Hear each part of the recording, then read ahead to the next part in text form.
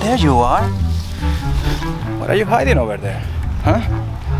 So, today's video, aperture.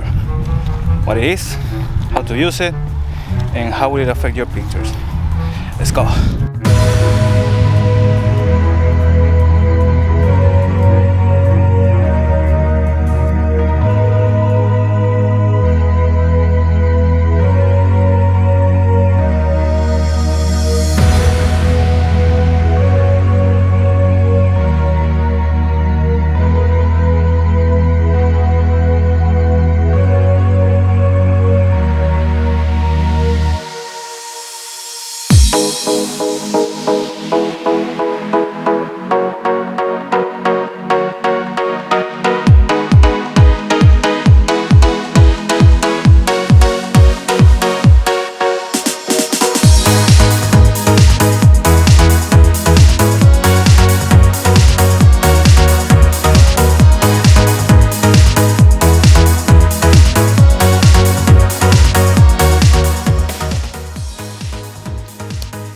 I'm in Brussels right now, and this morning was cloudy and kind of cold, so I put my hoodie on, and out of nowhere it got super hot.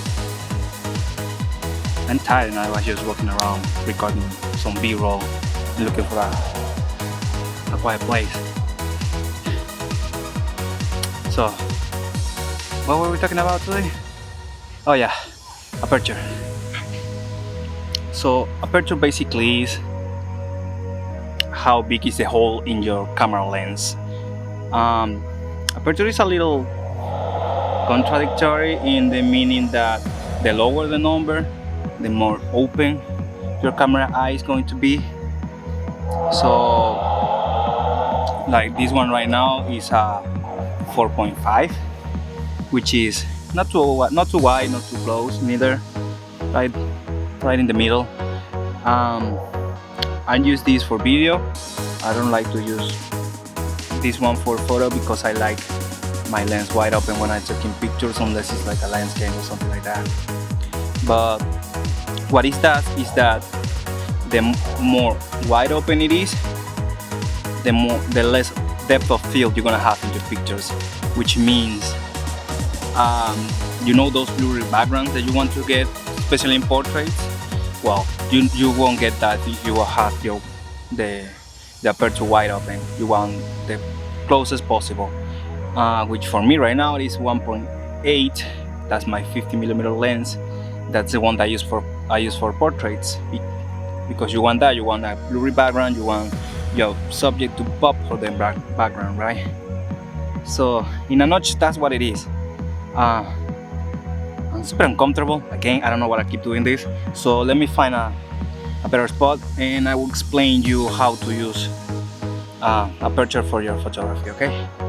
I'll be back.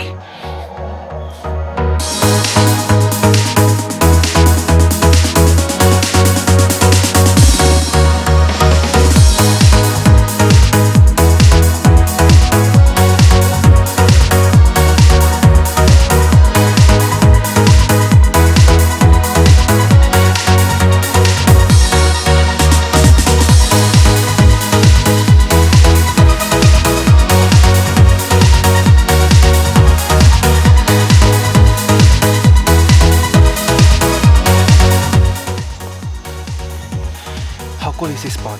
You saw that? The B-roll right now? That's cool. I don't know who did this, but kudos.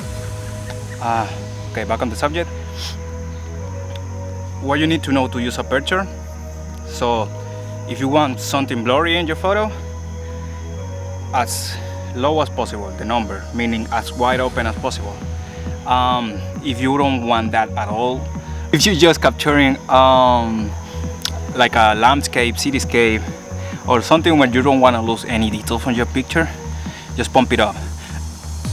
But you don't need to pump it up like super high, meaning you can get like I think to 22 or something like that.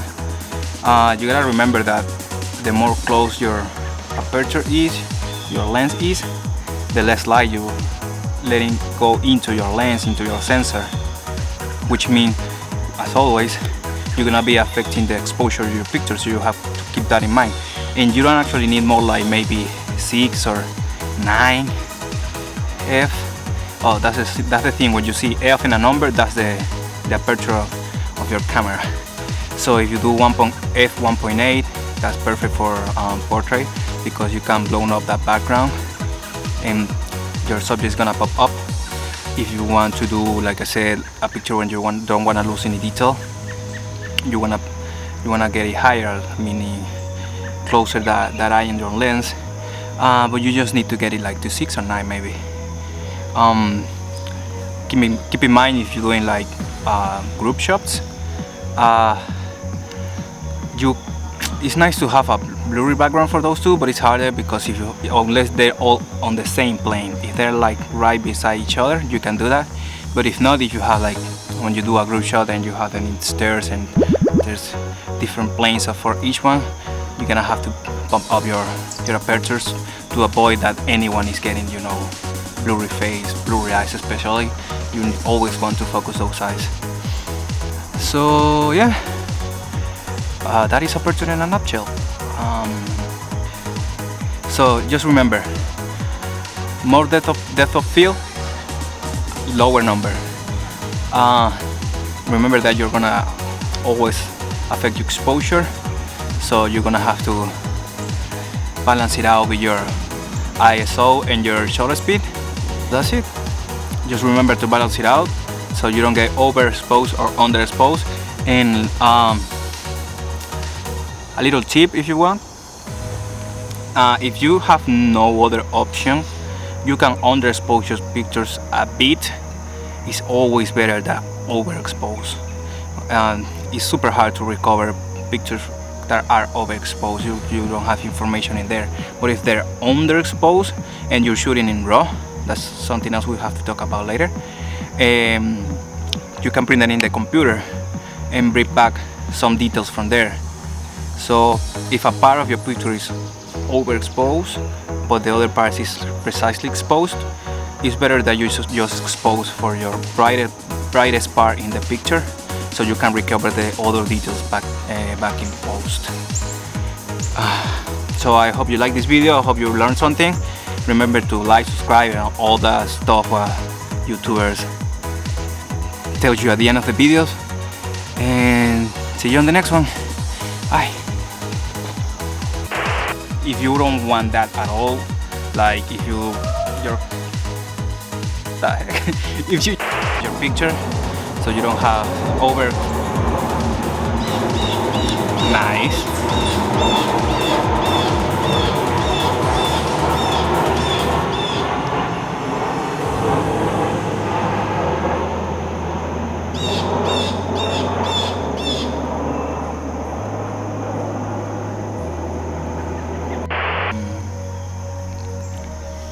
What else do I need to say? Do I need to say anything else? You wanna be memorable as a brand? You need to do this kind of stuff. That is awesome. That's perfect. Just really quick, I'm walking around looking for a quiet place to record, and I just found these. I don't think you can actually see it, but there's tombstones in there.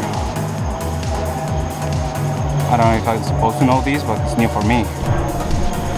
Weird.